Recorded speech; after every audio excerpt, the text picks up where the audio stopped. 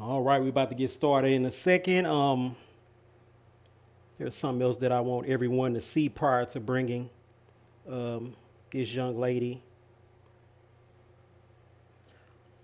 on. Let's see, we'll do that.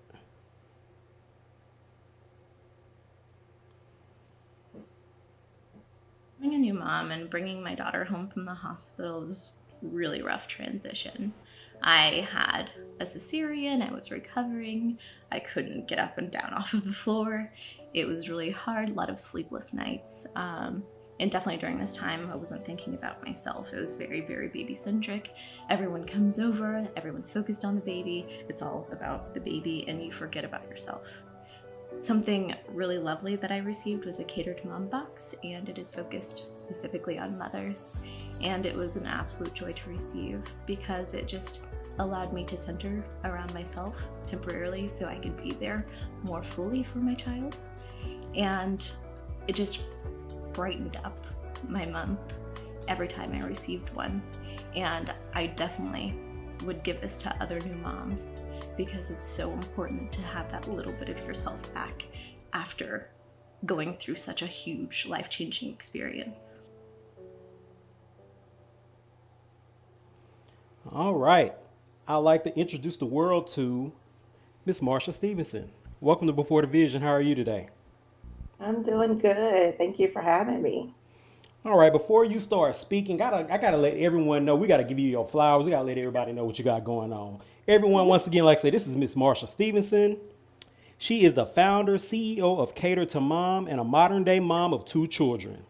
She is a veteran of the United States Air Force, a wife with a busy household to maintain, a degreed HR professional, and an entrepreneur.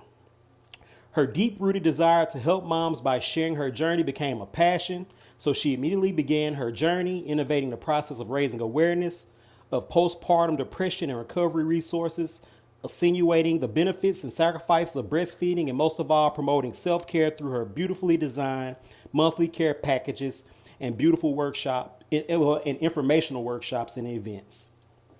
All right, so the first question I want to ask you, Miss Stevenson, what does Black History mean to you? Oh, Black History. Um, it's a celebration of resilience. It's all about just a reminder of the sacrifice of those who came before us. Even as me as a business owner, it's I'm grateful for those that paved the way for me to be able to dream big and believe that I could do anything.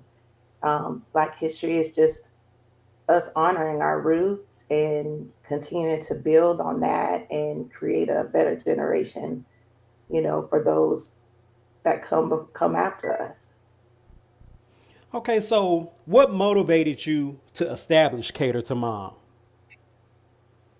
It started just simply out of the frustration with my first child. I was in the military and I was found out I was pregnant, and actually I found out I was pregnant during 9/11. So that was on top of being in the military and then going through all of that. It was just heightened. I don't think I really even really enjoyed the pregnancy because, you know, my the job type of job I had, it was very mission essential.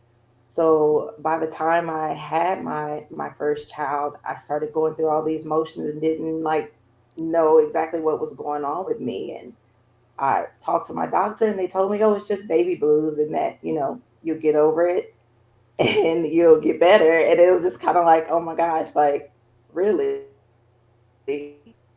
So, even with your own community, you go through, even the Black community, you're always taught to just pray about it, and and that's nothing wrong with that. But it took months of just postpartum, and even then, like then, I didn't know what it was. It just, I guess, eventually went away. But years later, I experienced similar things with my second child, and I knew something, there had to be some type of change. So one day I was just sitting in a coffee shop and I started writing questions just about my experiences with postpartum.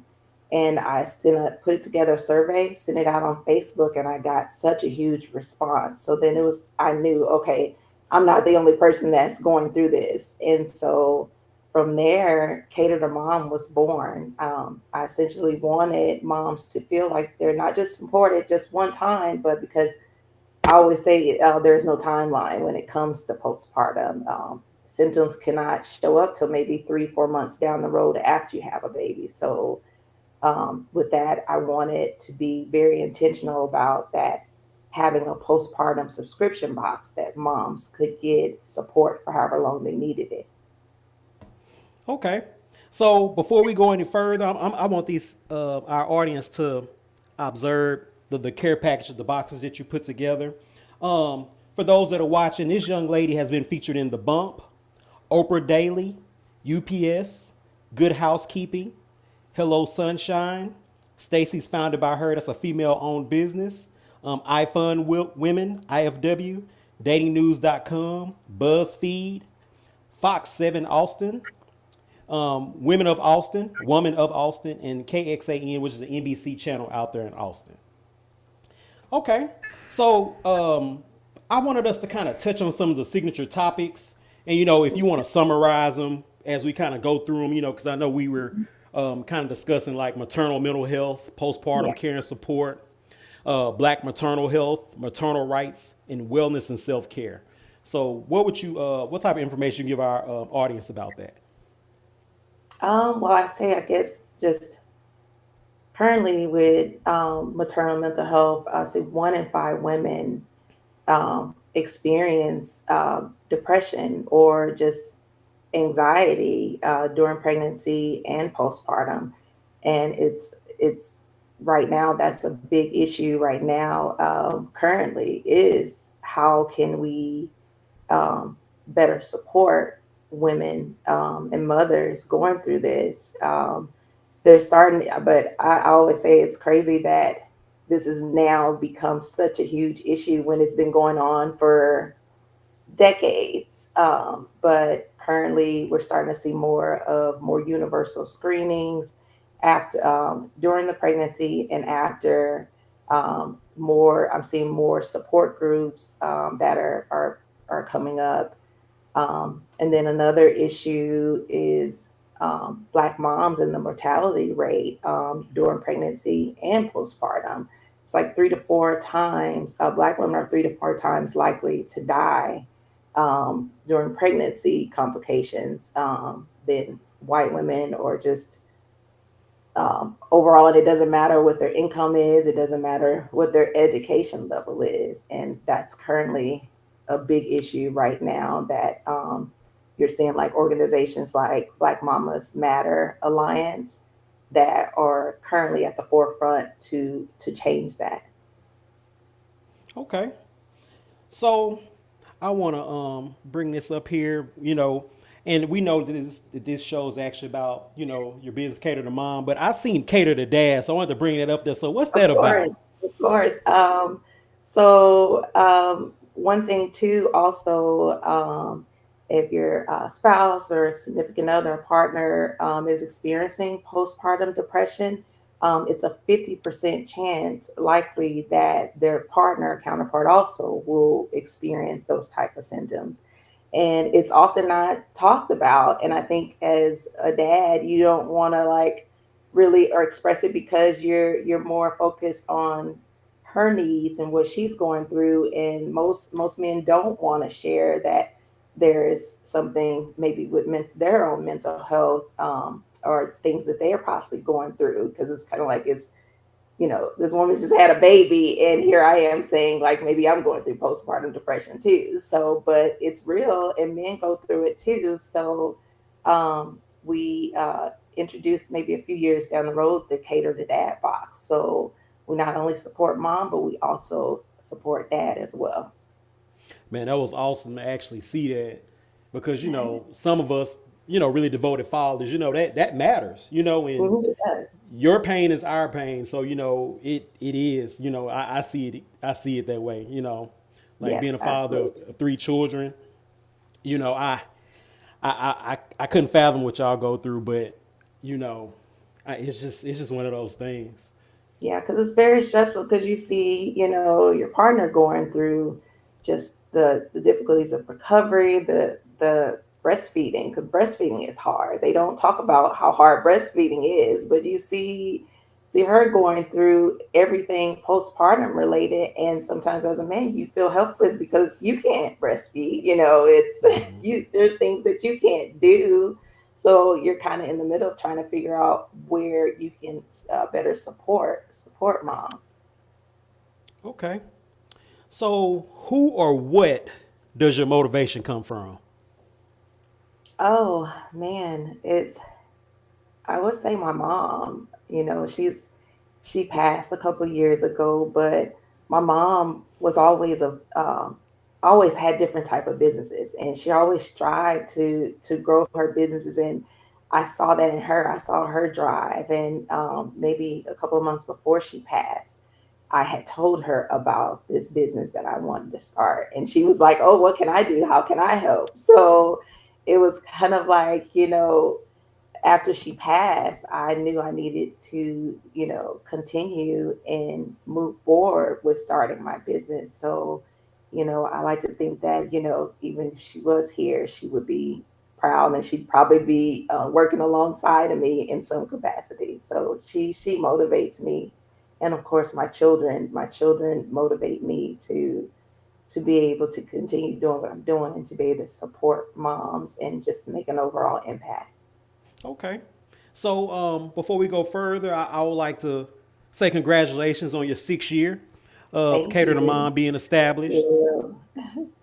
Okay. So, what are some trials and tribulations you have faced being an entrepreneur?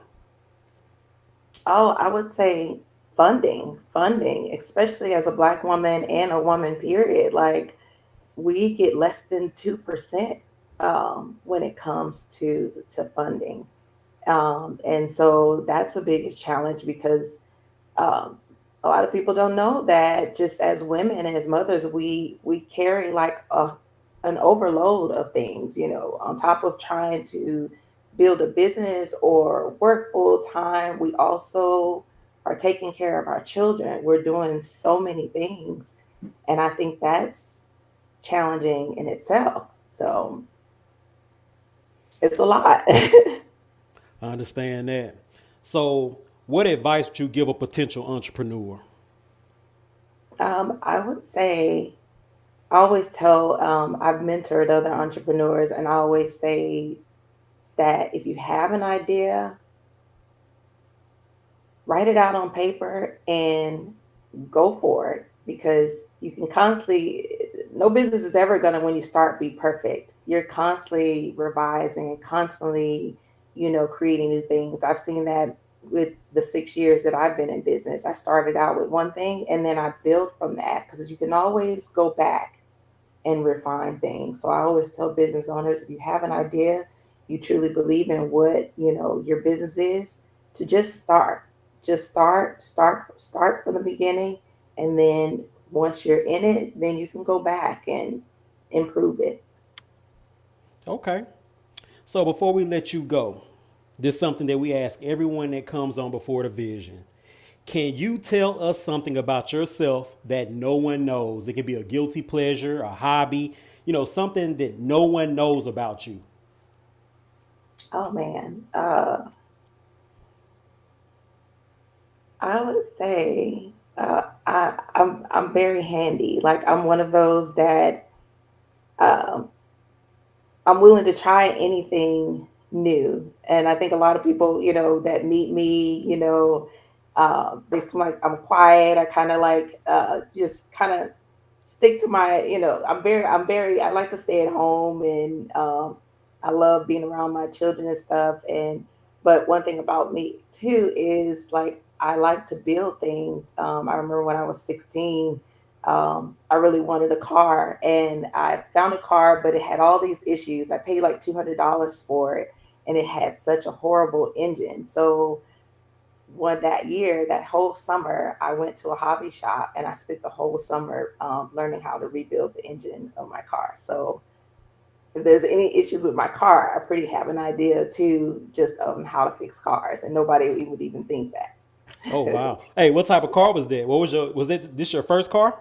Yeah, that was my first car. It was a Toyota Corolla, and it that car it got me where I needed to, but it had so many issues with it. You could only put like a fourth a tank of gas in it, but so Okay.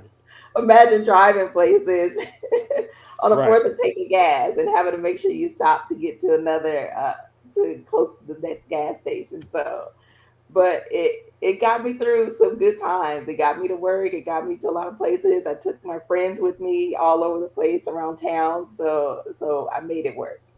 Okay. All right. So look, we're gonna let you get up out of here. But is there anything else that you want to add? If anyone want to reach out to you, is there a preferred method of contact for you? For those that are listening and watching, www.catertomom.com. Is there any other information you want to add if someone want to reach out to you to ask questions or anything to that extent? Of course, I'm one of those. A business owner that I strongly believe in not gatekeeping. I'm always willing to help, and like I said, I've mentored business owners in the past, and then it's not just even just with starting a subscription box, but other type of businesses because over the 6 years of being in business, I've built such a strong network. So I always say I'm a big connector. So if it's something that um, type of business you have, and it's a certain thing that maybe I can't help you with, but I possibly may know someone else I can connect you with. So I would say that you can contact me about that if you have questions about starting a business.